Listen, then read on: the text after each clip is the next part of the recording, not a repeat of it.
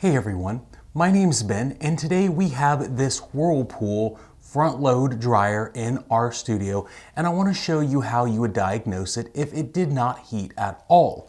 This is separate from it heating but not drying properly. Probably won't make a video on that, but if it's not drying properly, it's probably something to do with the vent or blower, and we'll show you that kind of in the video as well. But if your unit doesn't heat, let's go over the main topics that would cause this unit not to work properly.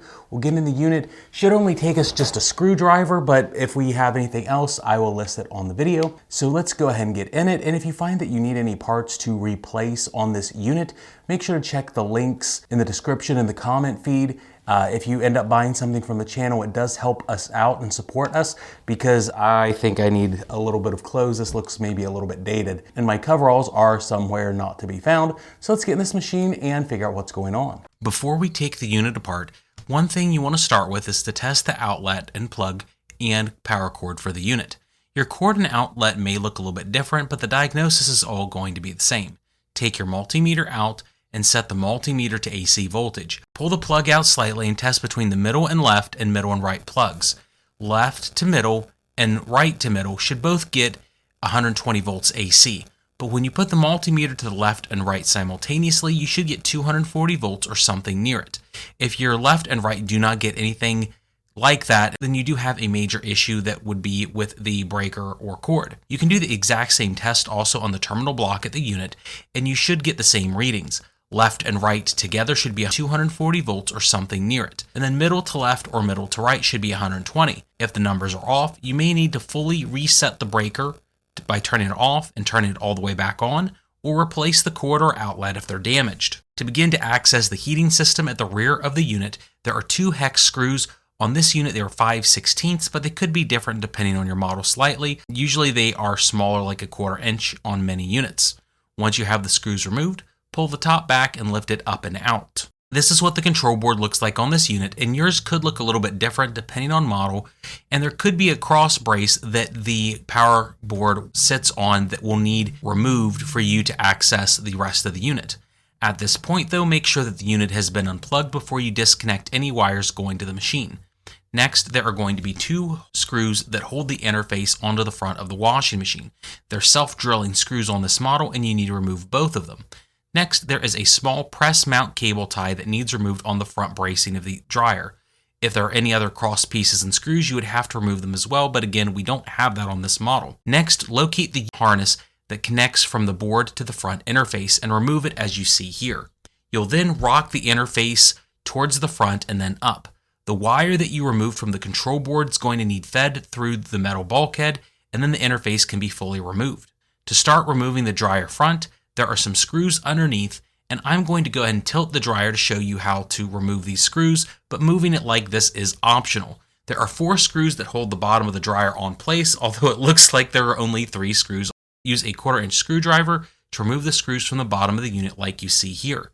Go ahead and place the dryer on the floor again and open the door of the dryer. There are 2 very large screws at the bottom of the filter housing, and they are Phillips head screws. Go ahead and unclip the wire harness that goes to the door switch. The harness may be located here by the control board, and it's rather easy to remove. The front is 3 screws on the top of the dryer front. Note that once you remove these, the front may want to lurch forward, so I would be ready and remove the middle one last. As it pulls forward, you would need to route the unclipped door switch through the bulkhead carefully, and then once you have that done, lift up and out on the unit, and the front should be off. Go ahead then and remove the moisture sensor connector located in the lower right corner of the bulkhead like you see here. And on this particular model of unit, the front bracing at the top needs removed. There are 4 screws on the front that you'll need to take off. 1 on the top corners of the bracing, and then 1 screw on the front side on the left and right, and they're 1/4 inch like you see. Once the screws are out, you can lift up and out the cross bracing from the chassis. There are small tabs on each side that kind of lock it in place, and you'll need some careful navigation here. Screws on the blower housing that need removed. In the case of this unit, only the 1 bottom screw at the very bottom needs removed, but you could also remove 3 additional ones that would allow you to take the blower assembly off separate from the bulkhead if you would like to. In the example, I'm going to remove the 3 screws around the blower housing and the 1 on the bottom. Also, depending on the model, there may be a center blower housing screw to remove, and again, it varies from model to model. Then you're going to finally remove the 4 bulkhead screws from around the edges of the unit like you see here. As a note, I did film this before removing the front bracing. Some models may actually need that bracing removed, others may not, and it will vary from model to model. This particular kind of unit, the bulkhead rests on 2 small arms, which once all the screws are removed, you'll need to lift up on the bulkhead and then out to remove it for reference. And again, to remove the bulkhead, you're going to lift up and then pull forward and out. The drum rests on 2 roller wheels on the front that can kind of catch and prevent you from easily taking this off, so it may take you sliding the drum around slightly to dislodge the bulkhead from the drum. Next, we want to deal with the pulley, but a word of warning here. This dryer has a lot of metal around the edges, so be cautious and wear gloves and maybe even a long sleeve shirt to prevent cuts and damage. The idler pulley is located behind the blower wheel here, and here is what the general view you may see when looking into the dryer.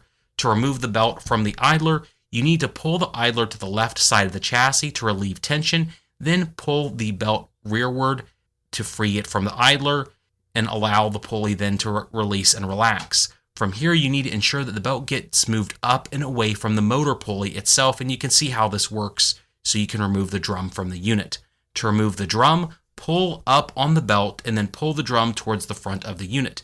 Note that some units could have cutouts around the edges that allow the drum to come out easier, some do not, and the belt can kind of get caught around the edges of the dryer chassis, so be cautious with that. With the dryer drum out, you can inspect the inside of the chassis for any irregularities or damage that are easily visible. If the unit wasn't heating well, there could be a ton of lint inside the unit that would cause obstructions, preventing it from drying properly. These are the primary 4 systems that we're going to look at inside the unit that could cause your unit not to heat properly. The thermal fuse or cutoff, the heating element, the thermostat, and then the thermistor. Additionally, in some rarer instances, a wire could have been burnt connecting to any of these pieces on the heating element. To test the components, we need to use a multimeter with an ohm tester on it. First, let's go ahead and test the thermistor. To start, you need to remove at least 1 connector going to the thermistor, then take your multimeter and set it to ohms resistance. Take the leads of the multimeter and press them to each side of the thermistor connector. Sometimes you can test with only 1 wire off, but it depends on the insulator. A good thermistor should show about 11,200 ohms of resistance at 75 degrees ambient temperature. Remember that your multimeter, if it is not auto ranging, needs to be between 2 and 20K so it can actually check this. Otherwise, it could show OL if the range is not correct.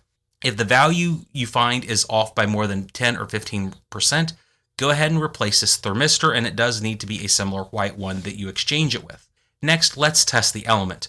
You need to remove the terminal connectors and use a pair of needle nose pliers, and that's easier than using your hands. Once you have the connectors off, set your multimeter to ohms resistance and test each of the spade connectors with your multimeter leads. You should get about 10 ohms of resistance if it's good. If you get an OL symbol or a very different value, the element is likely bad and needs replaced.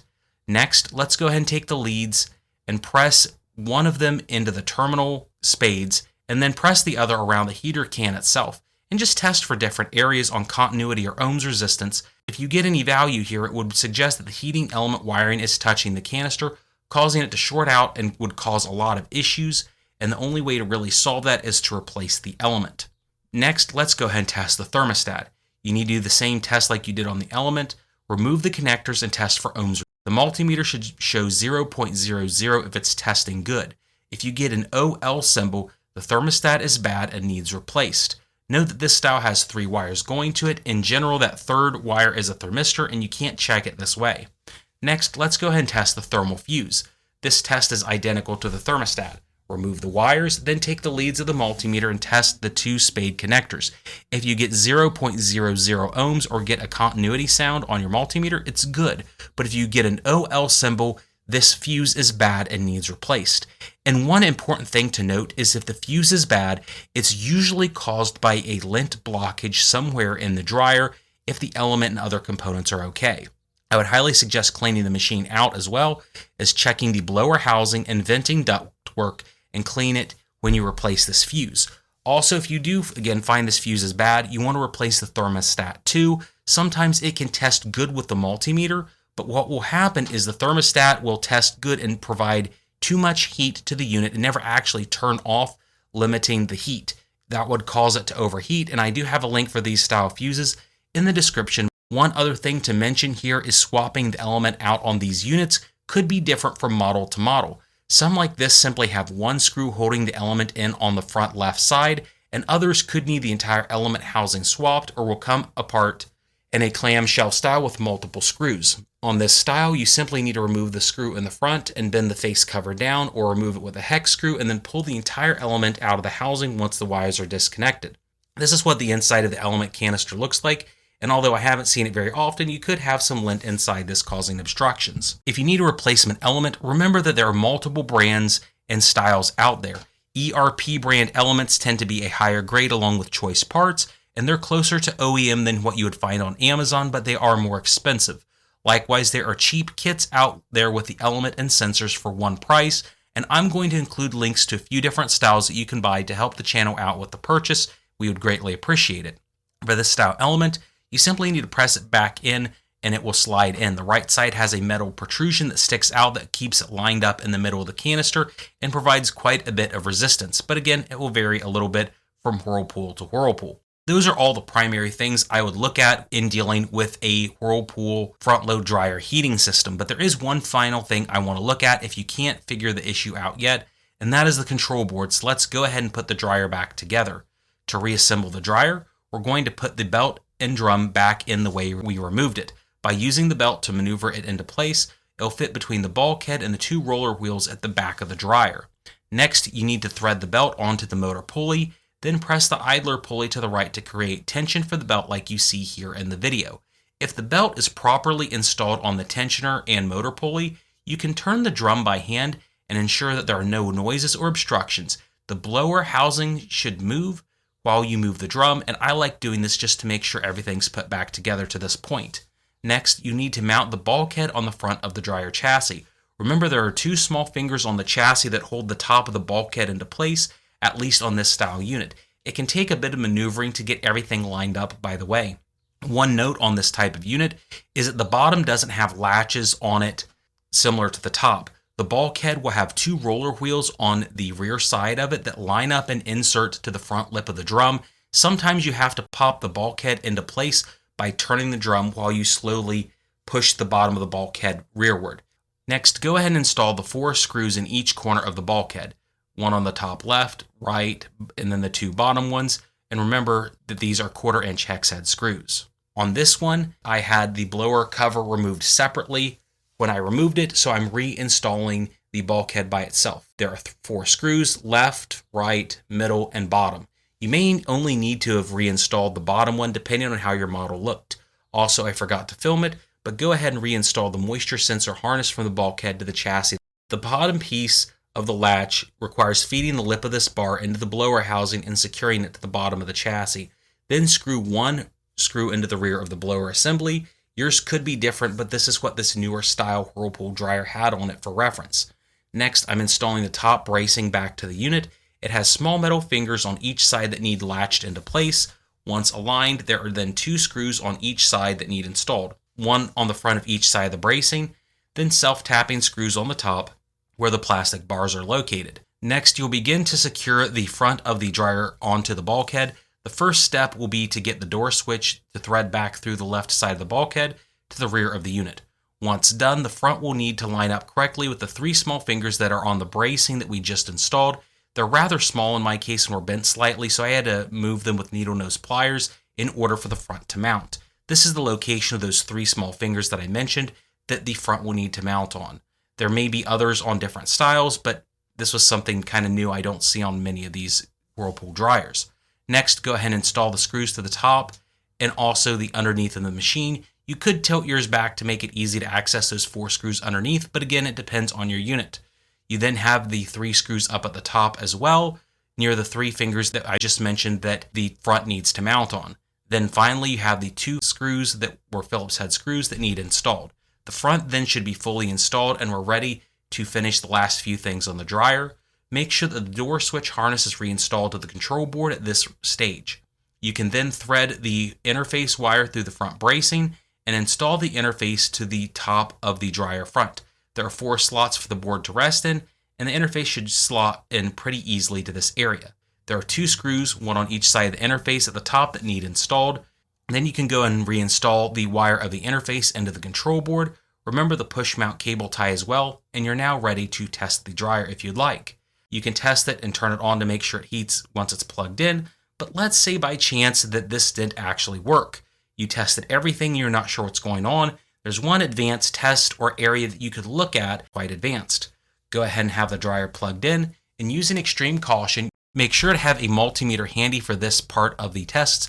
Make sure it's secured somewhere that the drum won't get to the multimeter or the wire leads when the drum is running. Go ahead and start the unit and verify that the temperature setting has 2 or 3 dots on it and it should be heating. With the unit running and extreme caution, set your voltmeter to AC voltage. Stick one lead of the multimeter on the red wire of the terminal block and then the red wire of the control board in the lower right corner. It's a very thick 10 to 12 AWG wire. Now, if your board is working, the leads of the multimeter are in the right spot. You should get 140 volts AC on the multimeter while the board is supplying voltage to the element if it is working properly. Now, additionally, if you take your multimeter and press it on the red and black wires on the power board, you should get a value of under 1 volt. Now, inversely, if you turn the temperature down to 0, you should hear the relay click, and if the temperature's off, you can do the same test in inverse. You should get 0 volts from the red wire on the terminal block and the red wire of the control board, but you should get 240 volts when you test from red to black on the board itself. Now, if you find that these numbers are far off, then the board is likely bad and damaged and needs replaced.